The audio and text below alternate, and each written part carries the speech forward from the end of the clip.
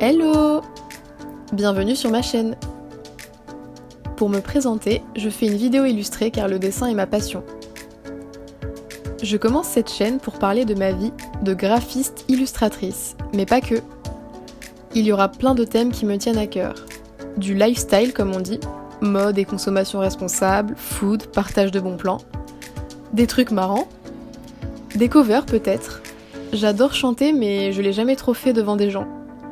Et plein d'autres choses que je ne sais même pas encore. Mon site s'appelle Infime Infini, c'est pas pour rien.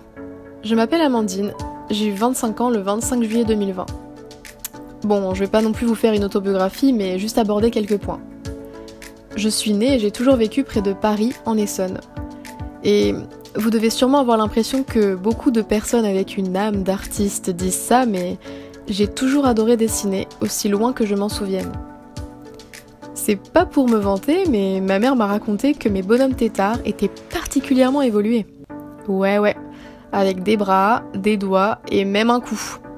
Comme quoi j'étais prédestinée. Lol.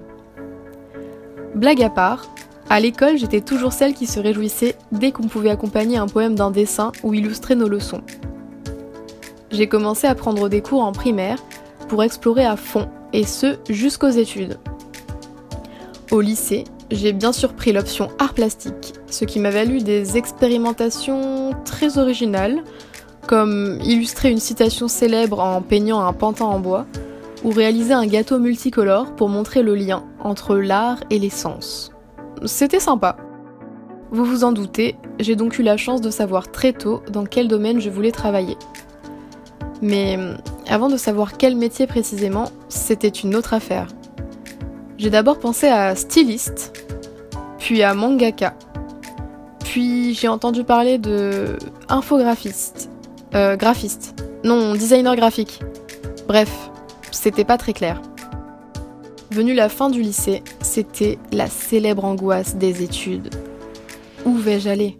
Quelles sont les voies possibles? Je vous avoue, c'était un gros micmac. Ouais, je dis micmac. Avant que j'arrive à comprendre à peu près les différents parcours possibles dans les arts appliqués. Puis j'ai fini par capter et j'ai voulu faire une MANA, une mise à niveau en arts appliqués. Comme une prépa quoi, mais publique. Mais après, j'ai réalisé que sur admission post-bac, ouais c'était l'époque, je pouvais pas en demander plus que 3.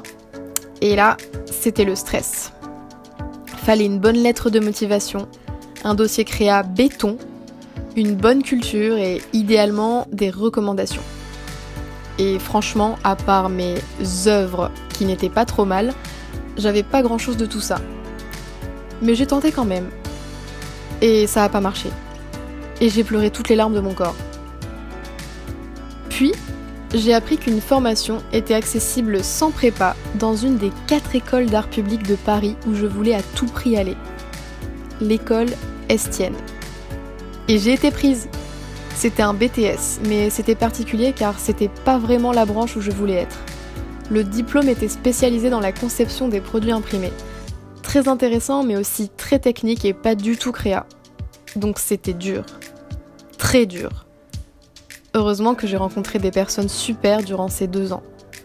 Notamment mon amoureux. L'étape d'après, j'ai eu la chance d'être admise dans une nouvelle formation d'Estienne, spécialisée dans le design numérique.